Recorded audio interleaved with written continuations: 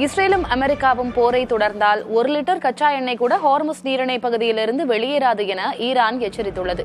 அதே நேரம் போர் தொடர்ந்து ஹார்முஸ் நீரிணையில் போக்குவரத்து நடைபெறாவிட்டால் உலகளவில் மோசமான விளைவுகள் ஏற்படும் என உலகின் மிகப்பெரிய எண்ணெய் சுத்திகரிப்பு நிறுவனமான ஆராம்கோவின் தலைமைச் செயல் அதிகாரி அமீன் நசீர் தெரிவித்துள்ளார். இதற்கிடையே மேற்காசியாவில் போர் ஓய்ந்தாலும் எண்ணெய் எரிவாயு குடைப்பதில் இருக்கும் பிரச்சினை உடனே முடிவுக்கு வராது என எண்ணெய் சந்தை வர்த்தகர்கள் கூறியுள்ளனர்.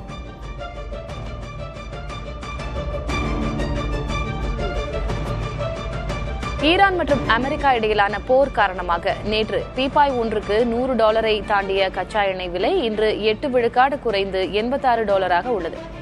அமெரிக்க அதிபர் டிரம்ப் மற்றும் ரஷ்ய அதிபர் புதின் இடையே போர் சூழலை கட்டுப்படுத்துவது குறித்து பேச்சுவார்த்தை நடைபெற்றதும் கச்சா எண்ணெய் விலையேற்றத்தை சமாளிக்க அமெரிக்கா தனது அவசரகால எரிபொருள் கையிருப்புகளை வெளியிட திட்டமிட்டுள்ளதும் சந்தையில் பதற்றத்தை குறைத்துள்ளன. இருப்பினும் போர் காரணமாக ஈராக், குவைத் மற்றும் சவுதி அரேபியாவில் எண்ணெய் உற்பத்தி தொடர்ந்து குறைக்கப்பட்டு வருவதால் கச்சா எண்ணெய் விலையில் அடுத்தடுத்த நாட்களில் பெரிய அளவிலான ஏற்ற இறக்கங்கள் இருக்கும் என சந்தை ஆய்வாளர்கள் எச்சரித்துள்ளனர்.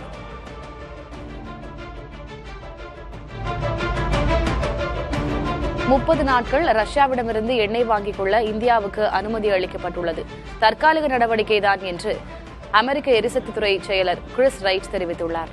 அமெரிக்கா, இஸ்ரேல் மற்றும் ஈரான் இடையிலான போர் சூழல் காரணமாக மேற்காசிய நாடுகளின் எண்ணெய் வர்த்தகம் கடுமையாக பாதிக்கப்பட்டுள்ளது. இதை கருத்தில் கொண்டு ரஷ்யாவிடமிருந்து எண்ணெய் வாங்கிக் கொள்ள தற்காலிக அனுமதி அளிக்கப்பட்டுள்ளதாக ரைட் கூறினார். உக்ரைன் மீதான போரை நிறுத்தும் வரை ரஷ்யாவிடமிருந்து எந்த நாடும் எண்ணெய் வாங்கக்கூடாது என்ற அமெரிக்காவின் கொள்கை முடிவில் மாற்றமில்லை என்றும் கிறிஸ் ரைட் கூறினார். ஈரான் மீதான போர் தீவிரமடைந்திருக்கும் நிலையில் ஹார்முஸ் நீரிணையை அமெரிக்காவின் கட்டுப்பாட்டில் எடுப்பது குறித்து பரிசீலித்து வருவதாக அமெரிக்க அதிபர் டொனால்டு டிரம்ப் தெரிவித்துள்ளார். ஹார்முஸ் நீரிணையில் எண்ணெய் போக்குவரத்தை ஈரான் தடுத்தால் அந்த நாடு இதுவரை சந்தித்ததை விட 20 மடங்கு கடுமையான தாக்குதலை அமெரிக்கா நடத்தும் என்று அவர் எச்சரித்தார். ஈரான் மீண்டும் ஒரு தேசமாக உருவாக முடியாத அளவுக்கு அதன் கட்டமைப்புகள் அழிக்கப்படும் என ட்ரம்ப் குறிப்பிட்டார். உலக நாடுகளின் எரிசக்தி பாதுகாப்புக்காக அமெரிக்கா வழங்கும் பரிசு இது என்றும் அவர் கூறினார்.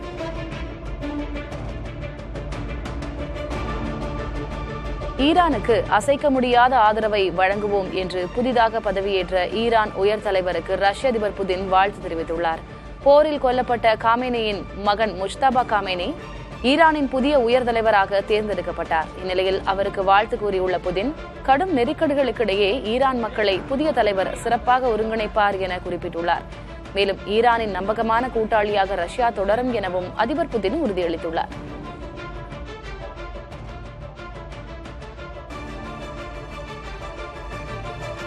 ஈரானின் புதிய உயர் தலைவராக பொறுப்பேற்றுள்ள முஜ்தபா காமேனிக்கு ஹெஸ்புல்லா அமைப்பு வாழ்த்து தெரிவித்திருக்கிறது. தந்தை அயத்துல்லா அலி காமேனியின் மறைவுக்கு பிறகு அமெரிக்கா மற்றும் இஸ்ரேலின் அச்சுறுத்தல்களுக்கு மத்தியிலும் புதிய தலைவர் மிக விரைவாக தேர்ந்தெடுக்கப்பட்டதை ஹெஸ்புல்லா பாராட்டியுள்ளது. ஈரானின் இந்த துரித முடிவு அதன் எதிரிகளை ஏமாற்றமடைய செய்துள்ளது என்றும் எந்த அச்சுறுத்தலுக்கும் ஈரான் அஞ்சாது என்பதை உலகிற்கு உணர்த்தியுள்ளதாகவும் அந்த அமைப்பு பெருமிதம் தெரிவித்துள்ளது. லெபனானை மையமாக கொண்டு செயல்படும் ஓர் இஸ்லாமிய அரசியல் மற்றும் ஆயுதமேந்திய குழுவே ஹெஸ்புல்லா அமைப்பு ஆகும். நாகை அருகே உள்ள ஆரிய நாட்டுத்தரு மீனவ கிராமத்தைச் சேர்ந்த கார்த்திக் ஈரான் நாட்டில் மீன்பிடி தொழிலுக்கு சென்ற நிலையில் கடந்த 1 வாரமாக அவருடன் தொடர்பு இல்லை என அவரது மனைவி மாவட்ட ஆட்சியரிடம் மனு அளித்துள்ளார். பாதுகாப்பாக அவரை இந்தியாவுக்கு மீட்டு வர அரசு நடவடிக்கை எடுக்க வேண்டும் எனவும் கோரிக்கை விடுத்துள்ளார். கார்த்திக் கடந்த ஆண்டு அக்டோபர் மாதம் ஈரானுக்கு மீன்பிடி தொழிலுக்கு சென்றதாக கூறப்படுகிறது. அங்கு நிலவும் போர் பதற்றம் காரணமாக அவரோடு எந்தவித தொடர்பும் இல்லை என்றும் இருக்கும் இடம் பற்றிய தகவலும் தெரியவில்லை என்றும் குடும்பத்தினர் தெரிவித்துள்ளனர். போர் நடக்கிறதுனால அவங்களை என்னால கான்டாக்ட் பண்ணவே முடியல. அவங்க கிட்ட நான் பேசி ஒரு 1 வீக் ஆகுது. அவங்க எப்படி இருக்காங்க என்ன ஏது கிரிக்கெட் போட்டியின் போது விதிகளை மீறியதாக கூறி இந்திய அணி வீரர் அஷ்தீப் சிங்குக்கு போட்டிக்கான ஊதியத்தில் 15 விழுக்காடு அபராதமாக விதிக்கப்பட்டுள்ளது. இது தவிர அஷ்தீப்பின் ஒழுங்குமுறை பதிவேட்டில் ஒரு எதிர்மறை புள்ளியையும் சேர்ப்பதாக ஐசிசி கூறியுள்ளது. நியூசிலாந்துக்கு எதிரான T20 இறுதிப் போட்டியில் அந்த அணி வீரர் டில் மிச்சலை நோக்கி அஷ்தீப் ஆவேசமாக பந்தை வீசி எறிந்தார். இதனால் மிச்சல் கடும் கோபமடைந்த நிலையில் கேப்டன் சூரியகுமார் யாதவ் அவரை சமாதானப்படுத்தினார். பின்னர் அஷ்தீப்பும் வருத்தம் தெரிவித்திருந்தார்.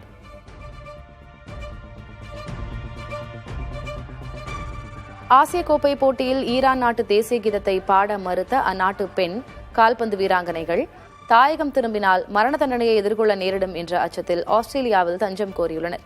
இவர்களில் 5 பேருக்கு ஆஸ்திரேலியா மனிதாபிமான அடிப்படையில் விசா வழங்கியுள்ளது. சிட்னி விமான நிலையத்தில் திரண்ட ஈரானிய வம்சாவளியினர் தங்கள் நாட்டு வீராங்கனைகளுக்கு ஆதரவு தெரிவித்தனர். தற்காலிகமாக பாதுகாப்பான இடத்துக்கு மாற்றப்பட்டுள்ள வீராங்கனைகளின் பாதுகாப்பு குறித்து உலக நாடுகள் கவலை தெரிவித்துள்ளன.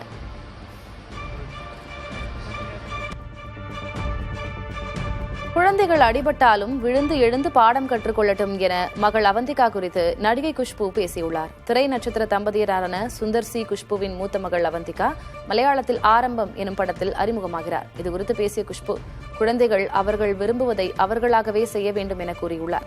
நல்ல கதையம்சம் கொண்ட படங்களில் நடிக்க விரும்பியதால் மலையாளத்தில் கதை தேர்வு செய்து நடித்து வருவதாக குஷ்பு கூறியுள்ளார். அந்த படத்தின் பூஜைக்கு கூட தான் செல்லவில்லை என பேசியுள்ளார்.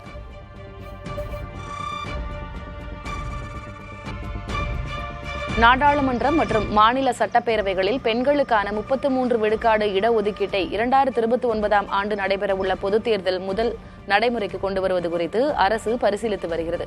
106வது திருத்தச் சட்டத்தின்படி மக்களவை, மாநில சட்டமன்றங்கள் மற்றும் டெல்லி சட்டமன்றத்தில் பெண்களுக்கு 33 விழுக்காடு இடஒதுக்கீடு அளிக்கப்படுவது கட்டாயமாகும். மக்கள் தொகை கணக்கெடுப்பு, தொகுதி மறுவரையறை ஆகியவற்றுக்கு பின்னர் 2029ஆம் ஆண்டு நடைபெறும் மக்களவைத் தேர்தலில் இது அமலுக்கு வருகிறது.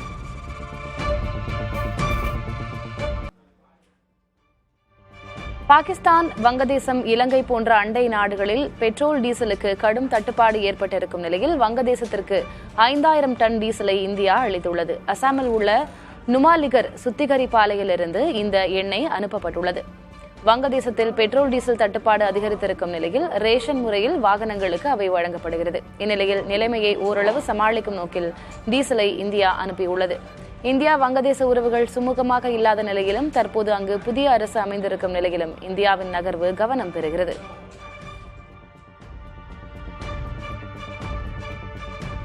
கேஸ் சிலிண்டர் தட்டுப்பாடு என்பது மிகப்பெரிய பொய் என பாஜக மாநில தலைவர் நயினார் நாகேந்திரன் தெரிவித்துள்ளார். திருச்சியில் செய்தியாளர்களை சந்தித்த அவர், தாமே ஒரு கேஸ் சிலிண்டர் டீலர் தான் என்றும், எங்கு தட்டுப்பாடு இருக்கிறது என சொன்னால் அங்கு நானே தருகிறேன் எனவும் கூறியுள்ளார். இது முழுக்க முதலமைச்சர் சொன்ன போய். இப்ப நீங்க இன்னைக்கு ஒரு சிலிண்டர் வந்துட்டு உடனே புக் பண்ணா உங்களுக்கு கிடைக்காது. சர்வர் சிஸ்டமே அப்படிதான். ஏன்னா நான் கேஸ் டீலர், அதனால நான் சொல்றேன். தட்டுப்பாடுல எங்கேயுமே கிடையாது. சிலிண்டர் இப்ப நீங்க உங்களுக்கு 20 நாளைக்கு உள்ள சிலிண்டர் வேணுமா நான் தரேன் உங்களுக்கு.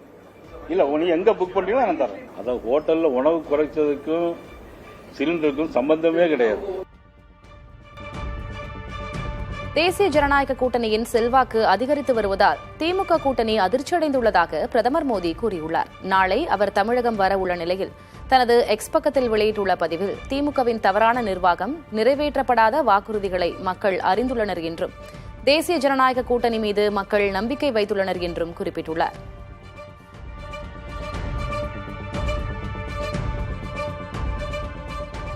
பிரதமர் நரேந்திர மோடி நாளை திருச்சி வரவுள்ள நிலையில் சுமார் 5650 கோடி ரூபாய் மதிப்பிலான பல்வேறு புதிய மேம்பாட்டுத் திட்டங்களை தொடக்கி வைத்து அடிக்கல் நாட்டுகிறார். குறிப்பாக நீலகிரி மற்றும் ஈரோடு மாவட்டங்களில் 8.8 லட்சம் வீடுகளுக்கு குழாய் மூலம் எரிவாயு வழங்கும் திட்டத்திற்கு அடிக்கல் நாட்டும் பிரதமர் சென்னை மணலியில் அமைந்துள்ள மசகு எண்ணெய் கலவை ஆலையையும் நாட்டுக்கு அர்ப்பணிக்கிறார். மேலும் தமிழகத்தின் 89 கிராமப்புற சாலைகளை திறந்து வைப்பதோடு தெலங்கானா, கர்நாடகா மற்றும் கேரள மாநிலங்களை இணைக்கும் வகையில் 5 புதிய ரயில்களையும் அவர் கொடியசைத்து தொடங்கி வைக்க உள்ளார். பிரதமர் மோடி நாளை திருச்சி வரும் நிலையில் பலத்த பாதுகாப்பு ஏற்பாடுகள் செய்யப்பட்டுள்ளன. இந்த ஆண்டில் மட்டும் 3வது முறையாக தமிழகம் வருகை தரவுள்ள பிரதமர் மோடி பஞ்சப்பூரில் நடைபெறும் அரசு விழாவில் பல்வேறு வளர்ச்சி திட்டங்களை தொடக்கி வைக்க உள்ளார். எரிசக்தி, நெடுஞ்சாலை மற்றும் ரயில்வே துறைகளில் புதிய திட்டங்களுக்கு அடிக்கல் நாட்டும் அவர் 5 புதிய ரயில் சேவைகளையும் கொடியசைத்து தொடக்கி வைக்கிறார்.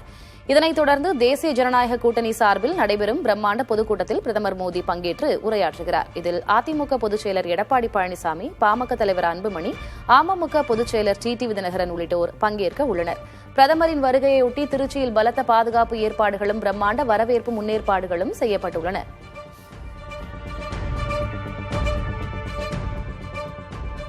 மதுரை விமான நிலையத்தை முழுமையான சர்வதேச விமான நிலையமாக தரம் உயர்த்த மத்திய அமைச்சரவை ஒப்புதல் அளித்துள்ளது. இத்திட்டத்தின் கீழ் ஓடுபாதை நீட்டிப்பு, புதிய முனையங்கள் மற்றும் நவீன பாதுகாப்பு வசதிகள் ஏற்படுத்தப்பட உள்ளன. இதற்காக தேவைப்படும் 633 ஏக்கர் நிலம் கையகப்படுத்தும் பணிகள் முடிந்துள்ளன. இந்த விரிவாக்கத்தினால் சிங்கப்பூர், மலேசியா மற்றும் மத்திய கிழக்கு நாடுகளுக்கு நேரடி விமான சேவைகள் அதிகரிக்கும். இது தென் தமிழகத்தின் சுற்றுலா, வணிகம் மற்றும் சரக்கு போக்குவரத்து வளர்ச்சியை ஊக்குவிப்பதோடு அப்பகுதியின் ஒட்டுமொத்த பொருளாதார முன்னேற்றத்திற்கும் வழிவகுக்கும் என எதிர்பார்க்கப்படுகிறது. இத்திட்டப்பணிகள் விரைவில் தொடங்க உள்ளதால் அதிகாரிகள் தெரிவித்தனர். சென்னை மெரினாவில் பள்ளிக்கல்வித்துறை சார்பில் அமைக்கப்பட்டுள்ள கல்வி சிலை, கட்டணை தூரும் அறிவுச் சிலைகளை முதலமைச்சர் மு.க.ஸ்டாலின் திறந்து வைத்தார்.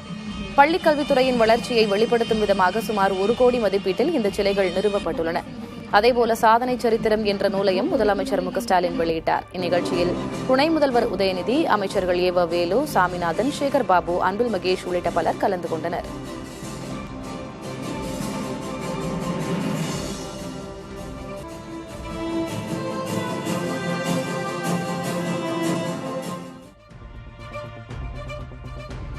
திமுக ஒதுக்கும் தொகுதிகளின் எண்ணிக்கை தங்களுக்கு ஏற்புடையதாக இல்லை என மார்க்சிஸ்ட் கம்யூனிஸ்ட் கட்சியின் மாநில செயலர் சண்முகம் தெரிவித்துள்ளார்.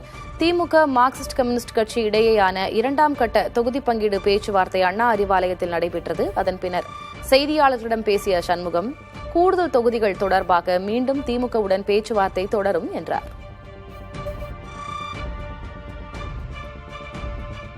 அவங்க ஒரு தொகுதிகளுடைய எண்ணிக்கையை அவங்க சொல்லியிருக்காங்க.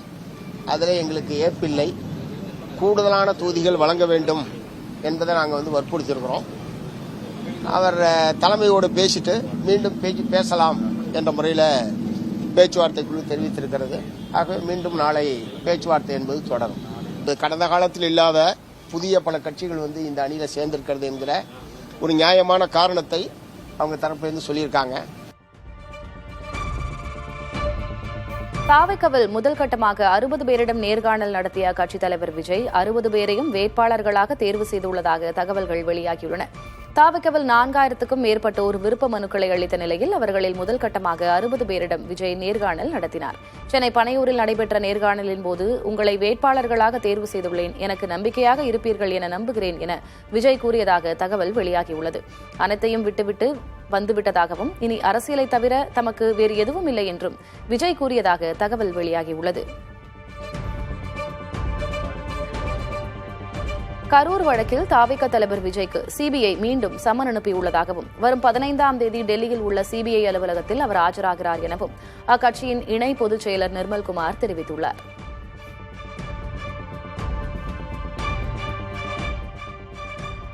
கடந்த வாரம் எங்களுடைய தலைவருக்கு சிபிஐ சம்மன் வழங்கப்பட்டுச்சு. ஸோ அந்த சம்மனுக்கு கண்டிப்பாக எங்களுக்கு நிறைய பணிகள் எல்லாம் இருந்தது காரணத்தினால, தலைவருக்கு இருந்த காரணத்தினால நாங்கள் வேறொரு தேதியும் சென்னைக்கும் மாற்றி கேட்டிருந்தோம். வர 15ஆம் தேதிக்கு திரும்பவும் சம்மன் கொடுக்கப்பட்டுள்ளது, வர 15ஆம் தேதிக்கு. ஸோ அது அந்த தேதியும் உட்பட நாங்கள் சீக்கிரம் என்னென்ன முடிவு பண்ணிட்டு நாங்கள் சொல்லுவோம். வர 15ஆம் தேதிக்கு வர சற்று முன் இன்னைக்கு காலையில் தான் வந்துச்சு. அவங்க வேற தேதி நாங்கள் கேட்டிருந்தனால மாற்றி அனுப்பிச்சிருக்காங்க. 41 பேர் மரணத்திற்கு அந்த கொலைக்கு காரணம் செந்தில் பாலாஜி தானே. ஆனால் செந்தில் பாலாஜி தான் இதில் விசாரிக்கப்பட வேண்டிய முதல் நபர். பாஜகவுடன் தாவேகா கூட்டணி பேச்சுவார்த்தை நடத்துவதாக தகவல்கள் வெளியாகும் நிலையில் தாவேகா இணை பொதுச் செயலர் நிர்மல்குமார் விளக்கம் அளித்துள்ளார். சென்னை பனையூரில் செய்தியாளர்களிடம் பேசிய அவர், யூகங்களுக்கு பதில் கூற முடியாது என தெரிவித்துள்ளார். மற்றபடி வேற ஏதாவது நிறைய யூகங்களுக்கு கண்டிப்பாக நாங்கள் பதில் சொல்ல விரும்பவில்லை. நிறைய யூகங்கள் வந்துட்டு இருக்கு, கண்டிப்பாக அதுக்கு பதில் சொல்லவில்லை, விரும்பவில்லை. இன்னொன்று என்னன்னா, ஏதாவது இந்த மாதிரியான ஒரு அறிவிப்பு வருதுன்னா எங்க கட்சியில கண்டிப்பாக அது அபிஷியல் அறிவிப்பாக இருக்கும். நிறைய யூகங்கள் நாங்கள் கடந்த 7-8 மாசமா பார்த்துட்டு இருக்கோம். நிறைய யூகங்கள் கண்டிப்பாக எதையும் யூகங்கள் அடிப்படையில் நாங்கள் கருத்து கூற விரும்பவில்லை. மற்றபடி வேற ஏதாவது இல்ல. நான் திரும்பவும் சொல்லிட்டேன், எந்த யூகத்தின் அடிப்படையில் கேட்கப்படும் வர யூகங்களுக்கும் நிறைய வர்ற கதைகளுக்கும் யூடியூப்ல வர நிறைய செய்திகளின் அடிப்படையில் எந்த கருத்துக்கும் நாங்கள் பதில் சொல்ல விரும்பவில்லை. தாவேகாவுடன் கூட்டணியா என்ற கேள்விக்கு டீயும் காப்பியும் கலக்காது என பாஜக முன்னாள் மாநில தலைவர் அண்ணாமலை தெரிவித்துள்ளார். சென்னை சைதாப்பேட்டையில் செய்தியாளர்களை சந்தித்த அவர், அதிமுக தலைமையிலான கூட்டணி வலிமையாக உள்ளதாகவும் விளக்கமளித்தார். திரு விஜய் அவர்களை பொறுத்தவரை நான் ஏற்கனவே பலமுறை சொல்லி இருக்கின்றோம். அதிகாரப்பூர்வமாக இந்த கட்சியினுடைய தலைவர் அண்ணன் நயினார் நாகேந்திரன் அவர்கள் அதிகாரப்பூர்வமாக அது போன்ற பேச்சுவார்த்தை எதுவும் இல்லை என்று தொடர்ந்து சொல்லிக் கொண்டிருக்கின்றார்கள். என்னை பொறுத்தவரை ஒரு டீயும் காஃபியும் எப்பொழுதும் கலக்காது என்று சொல்லிக் கொண்டிருக்கின்றேன். காரணம் சித்தாந்தங்கள் வேறு. அதனால் நாங்கள் இன்னைக்கு வலிமையா இருக்கிறோம். தேசிய ஜனநாயக கூட்டணி, அனைத்து இந்திய அண்ணா திராவிட முன்னேற்ற கழகம் தலைமையிலான தேசிய ஜனநாயக கூட்டணி, இன்னைக்கு எங்களுடைய கூட்டணி வலுவாக இருக்கிறது. தேர்தலை சந்திப்பதற்கு தயாராக இருக்கின்றோம். ஒரு பெரும் வெற்றியும் பெறுவோம் என்கின்ற முழு நம்பிக்கை எங்களுக்கு இருக்கு. தவிக தலைவர் விஜய் மத்திய உள்துறை அமைச்சர் அமித்ஷாவின் ஸ்லீப்பர் செல் என அமைச்சர் ரகுபதி விமர்சித்துள்ளார். புதுக்கோட்டையில் செய்தியாளர்களிடம் பேசிய அவர், விஜயை பாஜக பக்கம் இழுக்க பவன் கல்யாண் பேசினாலும் கவலை இல்லை என்றும், திமுக பலம் பொருந்திய அணி எனவும் தெரிவித்துள்ளார். பிஜேபியினுடைய சி டீம், ஏ டீம் அல்ல, பி டீம் அல்ல, சி டீம். முதல் நாள் நான் சொன்னது, இன்றைய வரைக்கும் சொல்லிக் கொண்டிருக்கிறேன், அவர் பிஜேபியினுடைய சி டீம். இன்னும் சொல்ல போனா அமித்ஷாவினுடைய ஸ்லீப்பர் செல். சபாநாயகர் ஒருதலைபட்சமாக செயல்படுவதாக காங்கிரஸ் எம்பி கௌரவ் கோகோய் கடுமையான குற்றச்சாட்டுகளை முன்வைத்தார். மக்களவை சபாநாயகர் ஓம் பிர்லாவை பதவியிலிருந்து நீக்க கோரும் தீர்மானத்தின் மீது பேசிய அவர், எதிர்க்கட்சித் தலைவர் ராகுல் காந்தி மற்றும் சசி தரூர் ஆகியோரின் உரையின் போது மைக் அணைக்கப்பட்டதாகவும், ராகுல் காந்தியின் உரை 20 முறைக்கு மேல் தடுக்கப்பட்டதாகவும் சாடினார். நாடாளுமன்ற ஜனநாயகத்தையும் அரசமைப்பையும் காக்கவே இந்த தீர்மானம் கொண்டுவரப்பட்டதாகவும் கோகோய் ஆவேசமாக தெரிவித்தார்.